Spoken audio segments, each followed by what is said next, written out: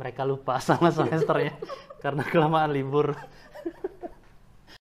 Halo teman-teman, di sini sore ini saya bersama dengan adik-adik KP. KP itu kerja praktek atau bahasa lumrahnya mungkin periode magang ya, magang di sebuah biro arsitek. Dan bisa perkenalkan dari Suma mungkin sama Nila. Halo, perkenalkan nama saya Nilo Esmawati, saya mahasiswa dari Universitas Warmadewa. Halo, perkenalkan nama saya Nila Santi Rimayani Prasetyo. Saya mahasiswa Universitas Warmadewa, Fakultas Teknik Jurusan Arsitektur. Sekarang saya menempati semester 5, di mana saat ini saya sedang melaksanakan program kerja lapangan atau KP selama 3 bulan kurang lebih, dan di perusahaan HG Arsitek Designer and Associate. Nah, ini kan sudah bulan ketiga, berarti sudah bulan terakhir dan hari terakhir KP di sini. Itu saya harusnya kasih salam dulu ya sama Bu Meda yang dulu mengantarkan adik-adik ini ke sini dengan surat pengantarnya, dan sekarang mungkin untuk pertama kalinya Pak Mangde itu sebagai Kaprodi. Saya harus mengapresiasi selama kalian di sini banyak membantu saya. Nah, di sini juga saya sih maunya menanyakan kesan dan kesan kalian selama kerja praktek di sini. Itu bisa diceritakan mungkin ngapain aja terkait sama isu pandemi COVID ini yang kita harus work from home. Ayo duluan, nggak apa-apa. Nila mungkin. Dari saya ya, pertama sih emang mungkin ini di sini karena ini mic ya, kita amatiran. emang pembelajaran di kuliah sama praktek di lapangan langsung itu berbeda banget ya. Kalau di kuliah mungkin kita terlalu formalitas dan teoritis. Kalau misalkan di lapangan tersendiri kita langsung tahu bagaimana teknik pekerjaannya secara langsung gitu, tahapan-tahapannya. Kalau misalkan di kampus mungkin itu udah formalitas, terus udah tahapan step by stepnya seperti itu. Kalau di lapangan yang saya dapatkan selama di konsultan Bapak Hari itu langsung menggunakan komputer gitu, langsung membuat secara 3D-nya. Jadi kita langsung tahu bagaimana presisi dan apakah itu pas ukurannya apa tidak, itu kita langsung tahu. Terus habis itu juga banyak dapat wawasan baru ya, seperti yang tadinya saya tidak tahu berbagai jenis material atau merek, sekarang jadi tahu gitu. Terus bagaimana cara menargetkan kapan itu ditargetkan kerja gambarnya cepat selesai apa belum selesai tuh jadi tahu gitu. Habis itu karena tadinya itu sebelum work from home, kita sering KP di sini, jadi kita banyak koordinasi juga sama bapaknya. Tapi setelah work from home mungkin agak sedikit mengalami kekurangan komunikasi karena saya sendiri dan yang lain itu kerjanya di rumah gitu. Tapi tetap berkomunikasi melalui via chat.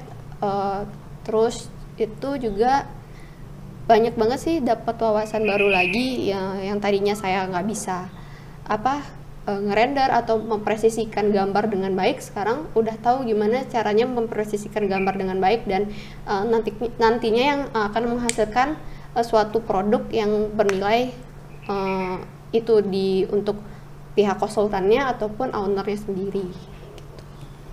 Gantiannya, Suma silakan deketin lagi. Jadi benar banget ya apa yang bilang sama Nila. Jadi kayak kita tuh banyak banget dapat pengalaman di praktek kerja lapangan bersama dengan Bapak Hari ini. Jadi kita di sini belajar banyak banget, mulai dari cara merancang kayak gimana. Walaupun dalam kondisi pandemi ini kita tetap berkomunikasi lewat via chat oleh Bapak Hari. Jadi gambar-gambar yang diproduksi oleh kita juga terkontrol dengan baik gitu. Ya, jadi selama ini mereka berdua itu di 2 bulan awal ya, kayaknya kita koordinasi terus ya. Di 2 bulan awal dari Maret mulainya ya? di 2 bulan Maret sama April mereka penuh datang ke sini, itu kurang lebih seminggu 3 kali kalau nggak salah ya, 3 sampai mungkin lebih dari 3 kali mereka ke sini, karena ada suatu proyek yang saya sangat terbantu dengan kehadirannya mereka berdua di sini. Setelah memasuki isu pandemi itu benar-benar di April, itu yang ada work from home, awal April mungkin bisa dibilang itu, ya mereka saya bebaskan untuk memilih antara datang ke sini ataupun kerja dari rumah. Tetapi tetap kita koordinasi gambar itu atau komunikasinya itu lewat WhatsApp. Kalian semester 5. rata-rata semester 5 ya? Atau gini, ada KP yang semester 5 dari Warmadewa. Kalau dari Udayana sendiri juga dia mengirim mahasiswanya itu KP di semester 5. Tetapi ada pengalaman atau cerita yang pernah saya dengar itu, mahasiswa dari luar Bali, dari kampus-kampus di luar Bali itu KP-nya itu di akhir program studinya mereka. Jadinya mereka itu full ada di tempat KP tanpa diganggu dengan mata kuliah lainnya.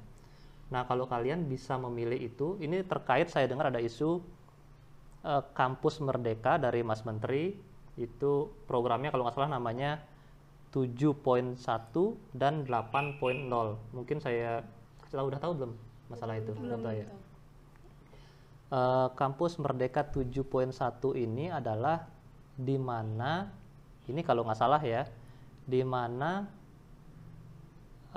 dari 8 semester setiap program studi itu, kemudian mahasiswa ini diberikan 1 semester tidak untuk ke kampus. Jadinya 6 bulan dibebaskan untuk kuliah di luar, kuliah mandiri, bekerja seperti ini, magang, ataupun kerja praktek. Dan ada pilihan lainnya lagi adalah program kampus 8.0. Jadinya yang 8.0 ini akan memilih programnya berupa ya hanya di kampus saja, mengikuti program-program dari kampus yang sudah disusun. Nah, kalau dari kalian terkait sama waktu KP di semester 5 ini, kira-kira ada merasa terganggu nggak? Ini nggak apa-apa ya Bu Meda ya, Pak Mangde juga. Mungkin mereka dengan video ini mungkin bisa jadi lebih terbuka. Itu juga bermanfaat untuk yang akan KP ataupun adik-adik kelas mereka. Mungkin ya ceritakan coba sama Nila, artinya terganggu nggak selama KP 3 bulan itu dengan mata kuliah lainnya? Atau kalian bisa membagi itu secara mandiri? Dari saya pribadi sih emang kelihatannya semesternya ini dikit banget mata kuliahnya, cuma tiga mata kuliah aja. Tapi lama saya menjalaninya dengan enjoy, jadinya pekerjaannya itu tetap terselesaikan dengan baik gitu. Jadi KP ini nggak mengganggu pekerjaan kampus gitu. Apalagi dengan hari yang santai, jadinya kita tuh jadi kita nggak terlalu terbebani gitu. Itu. Ya. Kalau Nila? Kalau saya pribadi, awalnya saya karena mungkin PKL nih, saya baru pertama kali mencoba. Tadinya saya juga bingung ya, bagaimana cara membaginya antara tugas PKL dengan tugas kuliah gitu. Tapi karena sudah belajar bagaimana caranya membagi, dan juga tidak terlalu ditekan ya di tempat PKL untuk mengerjakan tugas-tugasnya ini, bisa dibilang santai. Di sini tuh cukup santai, jadi ya saya bisa membagi tugas antara tugas PKL dan tugas kuliah. Tapi kalau misalkan di luar sana, saya juga nggak tahu ya apakah mereka bisa membagi apa enggak. Tapi semoga aja sih bisa membagi ya. Ya, karena pada prinsipnya menurut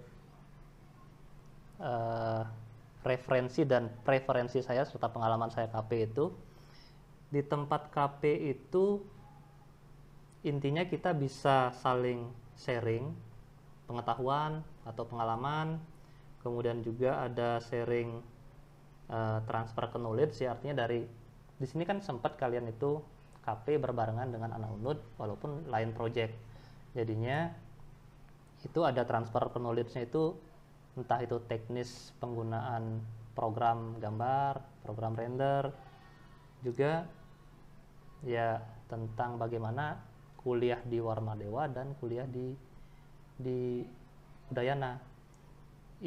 Yang kalian pernah lakukan itu adalah gini, itu bukan yang pertama kali. Dulu sempat juga di kakak kelas kalian namanya Rian itu kerja praktek di sini berdua, sedangkan dari UNUD itu kalau nggak salah 3 atau 5 orang. Jadi di sini total ada 7 orang. Nah, di sana saya sifatnya itu sebagai alumni UNUD saya membantu tanpa memberatkan mereka. Itu dalam artian tugas mereka masih punya tugas kuliah, tetapi itu yang juga harus diprioritaskan sama mereka. Nah, saya buka-bukaan lagi, itu dari mahasiswa yang lainnya, itu pernah ada isu kesulitan menemukan dosen pembimbing. Nah, dalam kalian selama KP, selama mau ketemu dosen pembimbing, pernah ada mengalami kesusahan itu nggak? Apalagi sekarang ada isu pandemi ini, apakah lewat WhatsApp lebih mudah jadinya, atau ketemu fisik lebih mudah? Nah, bisa ceritakan mungkin? Bisa dibilang sih saya sih yang paling banyak kena imbasnya dari ini. Kenapa itu? Jadi saya sering banget dapat kendala dalam menemukan pembimbing, bertemu dengan pembimbing langsung tuh. Melalui online pun susah juga, karena di chat pun nggak dibales gitu. Jadi dalam pembimbingan PKL nih kita juga sulit gitu untuk menghubunginya. Beberapa kali dilaporin ke jurusan, itu juga lama juga dibales gitu. Jadi bimbingan saya tersendat sampai hari ini. Tetapi tetap jalan sih. Tetap jalan ya. Tetap jalan. Jadi kayak mempelajari dari bimbingan orang lain aja gitu. Ya, tetapi kan ilmunya kan mungkin atau yang kalian harapkan dari periode kerja praktek ini kan bukan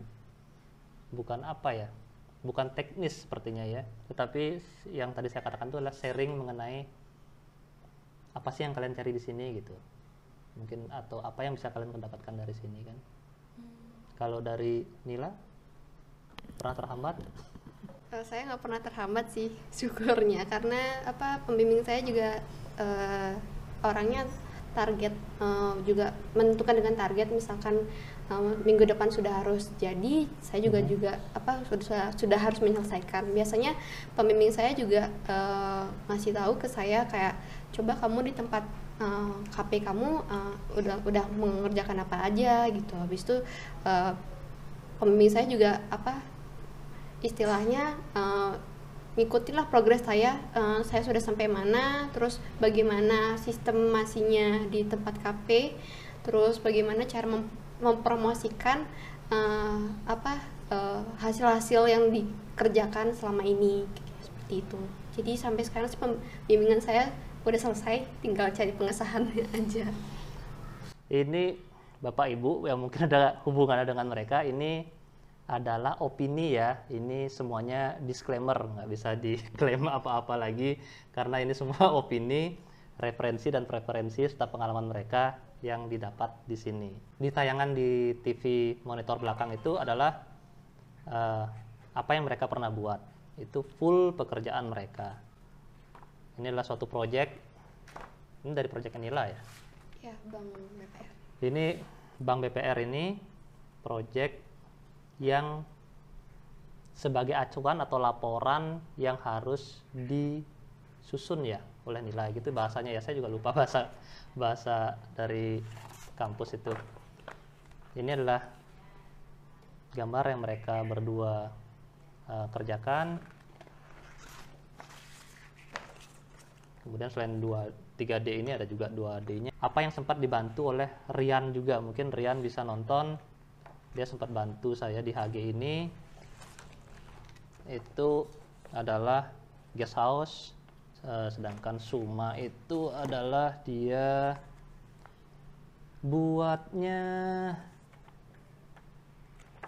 Ini kayaknya saya yang nggak siap. Nah, ini juga gambar dari alumni Universitas Warmadewa juga yang membantu saya. Dulunya grup ini juga pernah kerja praktek di sini. Bahkan sempat mengikuti sayembara, itu sayembara gedung serbaguna Universitas Diponegoro. Kemudian sempat ikut sayembara lagi dengan adik-adik mahasiswa itu, sayembara Pusat Informasi Banyuwangi, itu tentang geopark ya, geopark yang ada di Banyuwangi. Itu ada sayembaranya, sempat mengikuti 2 kali sayembara itu. Kalau teman-teman yang lainnya dari kalian berdua kan anggaplah lancar-lancar aja sekarang. Terus kemudian yang teman-teman lainnya terkait sama isu pandemi ini, ada yang batal KP atau mengundurkan diri? Ada nggak? Ada. Setahu kalian ada? Ada. KP itu dia harus ada syaratnya. Ya. Mengenai luasan bangunan, mengenai sampai tahapan mana proyek itu. Tuh ya, itu deh. Mungkin ceritakan ya. Ya, sebenarnya sih karena banyak yang juga nyari kerja praktek, nggak cuma dari Unwar atau Unut, anak SMK juga nyari kerja praktek. Oke. Dan itu tuh tempat KP yang kita tahu itu dikit, terus yang nyari banyak, jadi kita jadinya rebutan gitu. Sudah ngasih proposal, mungkin kita ada ngasih proposal 8-12, dan itu yang cuman approve itu cuman 2, termasuk di sini. Oke. Sama di tempat lain.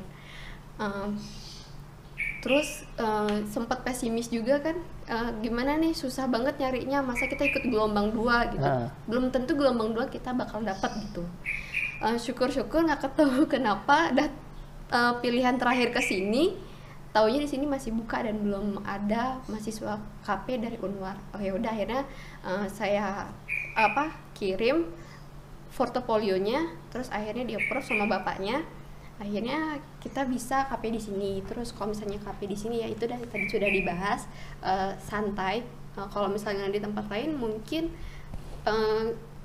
kita bakal canggung sama teman-teman yang lain di sana, karena di sini yang enaknya itu kita bekerjanya cuma berdua gitu, jadi nggak terganggu sama yang lain-lain gitu, dan nggak terlalu kaku juga gitu, karena bapaknya juga humble, easy going, jadi kita santai lah gitu. Apa dari awalnya itu gimana? Ada nggak yang tadi syaratnya itu, syarat KP-nya itu gimana? Luasannya itu? Oh iya, itu tadinya setelah ada yang buka terima KP, terus kita kasih syarat dari kampus, taunya tidak memenuhi dan tidak ada proyeknya itu. Akhirnya kita cari lagi, dan itu jarang banget ada proyek yang diminta berapa persen. Itu tuh susah sekali rasanya gitu. Sekalipun itu ada, tapi nggak di-approve sama tempat PKL-nya itu sendiri gitu. Jadi juga saya sempat dinasehatin sama konsultan. Kenapa kampusnya itu mensyaratkan seperti itu. Sebenarnya buat PKL itu bukan itu yang dicari gitu. Yang dicari itu seperti bagaimana kita terjun langsung di lapangan, prosesnya gitu. Mau seberapa itu luasannya, tapi kita mengerti cara merancang proses dari 0 sampai pengembangan desain itu seperti apa gitu. Gitu sih. Kalau saya, pengalaman saya gitu ya, sampai saya dinasehatin. Artinya mungkin calon tempat KP itu pinginnya itu mau ada mereka keberatan dengan administrasinya mungkin ya. Iya, persyaratannya itu. Oke. Persyaratan kampus, dari kampus itu luasannya berapa sih, saya lupa juga. 300 meter persegi. 300 meter persegi minimal. bangunannya kan, Ya. bukan lahannya kan. Terus kemudian tahapannya itu sampai di 30% nggak sih? 25 sampai 30. 25 sampai 30. Nah, saya sendiri nggak ngerti, awalnya saya nggak ngerti kan 30% itu seberapa, gimana cara menghitung 100% itu, karena saya sendiri di praktisi itu kalau menghandle sebuah project perencanaan itu tahapannya itu progresnya itu dibagi menjadi 3 tahapan. Tahapan yang pertama itu yang saya ceritakan sama Suma sama Nila maupun sama yang sudah pernah KP di sini itu. Yang pertama itu tahapan schematic design, kemudian tahapan design development, terus kemudian yang ketiga adalah construction document itu. Nah, mungkin kalau dihitung 100% dan dibagi rata, tahapan untuk KP ini ada di design development ya, gitu kurang lebihnya ya. Iya, design development. Surat persyaratannya? Enggak sih. Enggak ya, Schematic cuman design. masih di skematik. Iya. Berarti nilai skematik desain itu lah 30%. Kalau semua bedanya di awal sama di akhir itu bedanya apa? Lebih canggung, lebih nggak canggung, lebih biasa? Di awal kita ketemu sih pasti canggung lah Pak Iya. ya. Jadi sekarang mau saya agak canggung juga. Canggungnya itu ada Karena mungkin kamera. gara-gara pandeminya ini kan jarang ketemu gitu. Ah. Jadi kan kita juga jarang komunikasi gitu. Beda halnya kalau misalnya kita magang langsung di sini, jadi kita tuh lebih enjoy jadinya gitu. Gitu. Mungkin kita ada akrab atau gimana. Iya.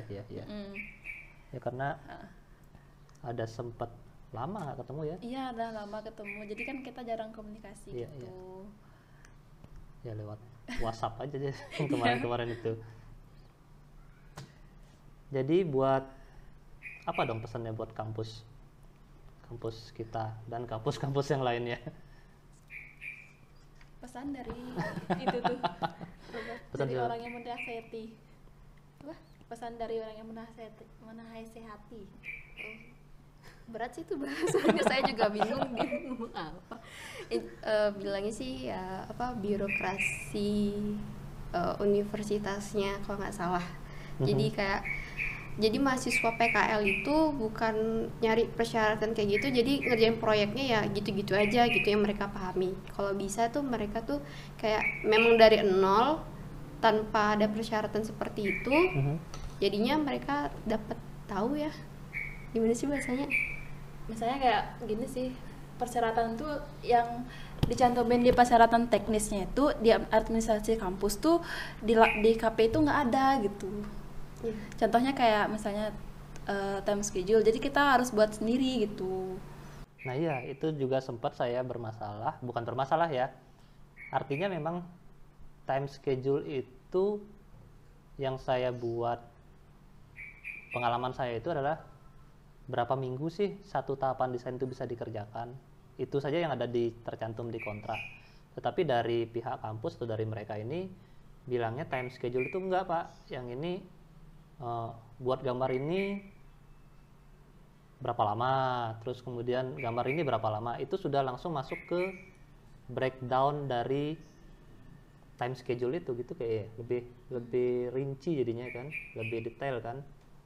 Nah kalau itu saya atau kita di sini nggak pernah mengerjakan itu, jadinya time schedule itu ya kita coba untuk menyusunnya bersama-sama, jadinya menyesuaikan dengan isi kontrak yang sudah kita kasih ke anak-anak KP kan gitu. Karena isi kontraknya itu pun bisa mereka pelajari. Tetapi tadi pagi saya mendengar itu ada suatu webinar, kenapa nggak di kampus itu ada mata kuliah untuk menyusun kontrak, padahal itu penting banget. Apakah dari tempat KP itu bisa diharapkan dapat ya, atau ada? Ada sebenarnya Pak, Ada cuman sekadar. Kayaknya sebenarnya sih apa namanya, cuman tugas yang diberikan itu nggak sesuai sih gitu. Maksudnya nggak, kan ada mata kuliahnya itu dan tugas yang diberikan tuh agak jauh gitu. artinya relevansinya mungkin nggak nyambung gitu. Mungkin gara-gara dosennya sendiri pun mikir apa namanya itu kesusahan juga bagi mahasiswanya untuk mencari informasi di tempat KP itu loh.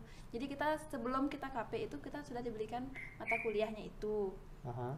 Dan kita mempelajari kontrak, Aha. Dan di situ tuh sempat saya juga berbincang dengan dosennya itu. Jadi dosennya itu bilangnya tuh apa namanya itu ya?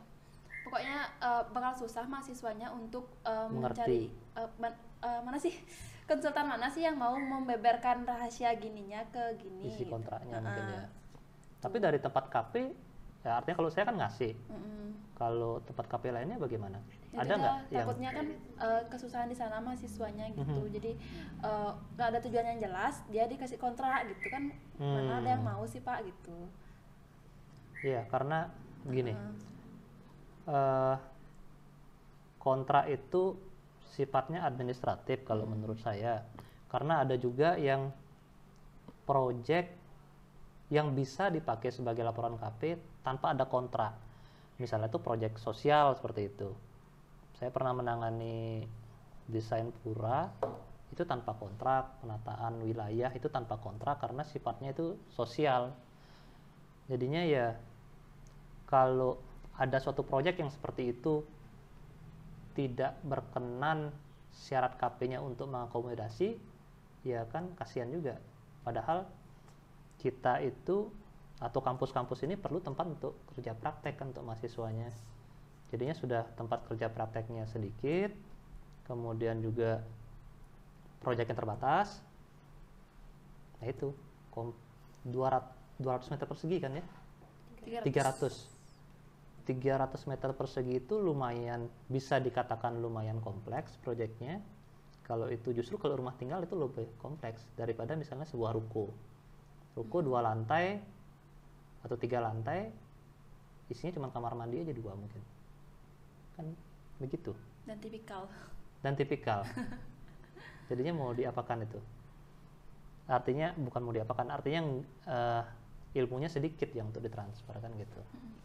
Dibanding kalian hanya buat kemarin itu kayak Nila, satu proyek yang kita sharing bertiga ini, buat warung kopi lah bisa dibilang, itu kan yang kita pelajari itu banyak. Walaupun dia hanya warung kopi, dia ada di sub dari dalam proyek itu kita belajar ngeletakkan apa yang kemarinnya susah itu ya. Ada sirkulasi terkait sama lift. Sirkulasi lift itu di akhir dia bukan di akhir, di pertengahan desain owner meminta untuk ditambahkan lift, jadinya masih kita harus mengatur ruang-ruang lainnya lagi kan untuk kemarin lift itu. Dan lift itu juga kalau kita di kampus taunya mungkin benda kota aja, tapi ukuran pastinya mereknya itu memerlukan spesifikasi ruang yang masing-masing spesifikasinya, kebutuhan ruangnya dia. Jadinya yang mungkin supaya mahasiswa sekarang lebih lagi berkompeten, walaupun tadi saya dengar di webinar itu mahasiswa itu diharap lulus pada kategori 6 atau peringkat 6. Jadinya peringkat 6 itu adalah peringkat yang pada dasarnya mampu. Satu mampu untuk mendesain, satu untuk mampu untuk merancang, yang kemudian yaitu mampu tadi itu. Kata kuncinya mampu. Kalau 7 dia mahir, 8 mahir, 7 ahli, saya juga lupa tadi sih. Tapi ya itu mungkin apa yang diharapkan kampus ya sudah mentok segitu, tetapi kalaupun seperti Suma saya lihat mungkin dari dari lulusan SMK ya, beda dengan Nila kan, itu mungkin teknis menguasai program gambarnya ada sedikit ketimpangan kan, tetapi ya itu udah dibilang di tempat di sini itu sharing knowledge dia. Jadinya mungkin nantinya pada saat nanti keluar dari sini, artinya selesai KP ini, untuk melanjutkan lagi semester berikutnya mungkin sudah sama, jadi saya bisa saling bantu kan gitu. 3 bulan itu kan artinya kan setengah semester. Terus setelah KP itu saya lupa dulu KP itu gimana. Terus ngapain? Kan di tengah semester selesai nih satu mata kuliah lah bilang ya. Terus ngapain dong? Satu semester tuh nggak nyampe 6 bulan loh Pak. Ya artinya begitulah. Artinya nggak full satu semester lah bisa dibilang. Oh, nyusun laporan lagi 1 bulannya. Oh gitu. Oke. Berarti kalau saya bisa dibilang itu adalah KP itu diharapkan sesering mungkin datang ke tempat KP, kemudian laporannya itu bisa dikerjakan mandiri belakangan gitu kan ya. Ya itu mungkin dari kampus lainnya mungkin bisa komen nanti di channel saya ini, di video ini bisa komen, bisa ngasih masukan atau bisa cerita mengenai pengalaman KP-nya. Suma ini banyak loh dia bantu saya sama Nila ini. PPR, apalagi yang kemarin saya minta dokumen. Mereka saling bantu. Sebenarnya laporannya Nila ini adalah BPR Sinar Putramas, Geraha Sinar Bali. Kemudian Suma ini adalah villa saya Seseh. Mereka di awalnya saya prioritaskan untuk mengerjakan BPR, Suma membantu Nila. Kemudian di akhirnya itu adalah Nila membantu Suma. Tapi Suma juga saya pernah minta bantuan untuk ada satu villa Buit namanya ya. Apa lagi selain itu ya? Itu aja ya? Iya. Sekarang ini semester 5 ini studio part berapa? 5. Saya lupa Pak. Kita semester 6. Iya, kita semester 6 Pak. Oh semester 6 nih? Sekarang tuh 5 semester 6. Ini kan genap sekarang ya? Iya, kita semester 6. mereka lupa sama semesternya karena kelamaan libur. Iya kan sekarang genap kan? Iya. Mau Agustus ini kan ya saya ingatnya anak-anak baru kuliah tuh kan Juli Agustus kan? Iya. Ya mereka semester genap sekarang. Ya tapi nggak masalah lah. Tapi karena memang begitu, kalau nggak salah juga saya dengar isunya itu memang semester 5 diharapkan. Saya dulu semester 7 KP itu. Sekarang dimajukan ke semester ganjil di semester 5 gitu kalau nggak salah. Mungkin yang dari atau emang syaratnya emang semester 6 ya? Iya, semester 6. Oke, semester 6. Ya, kelamaan libur nih. Lupa sama semester sendiri dong. Mungkin itu aja ya, teman-teman. Semoga obrolan ini bermanfaat. Tujuannya itu sharing, terus kemudian mungkin bisa sebagai bahan evaluasi, supaya inginnya saya itu ada paradigma baru lah mengenai tempat KP itu bukan hanya sekedar. Karena ada satu lagi saya lupa. Ini ada tempat KP satu perusahaan sih jadinya dia, tempat magang ini yang nggak mau menerima yang mahasiswa hanya 3 bulan aja. Mereka maunya full karena satu project itu runningnya bisa, walaupun dikontrak 3 bulan misalnya, itu runningnya bisa lebih dari 3 bulan, mendekati 6 bulan, setahun mungkin dia. Nah itu dia yang mereka nggak mau menerima mahasiswa KP.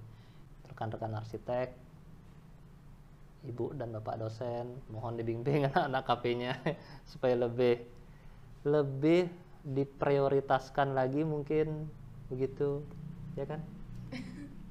Oke, itu aja. Terima kasih sekali lagi ya, Ya, Nila sama Suma sudah datang ke sini hari terakhir KP. Mana sih surat KP-nya? Berakhir di 12 Juni 2020 hari ini. Teman-teman yang baru tahu ada channel saya ini mungkin bisa like untuk video ini, jangan lupa subscribe juga. Kayak anak alay saya jadi ya. Subscribe, komen, like, dan share. klik ada logo lonceng itu ya. Terima kasih, sampai jumpa lagi, bye.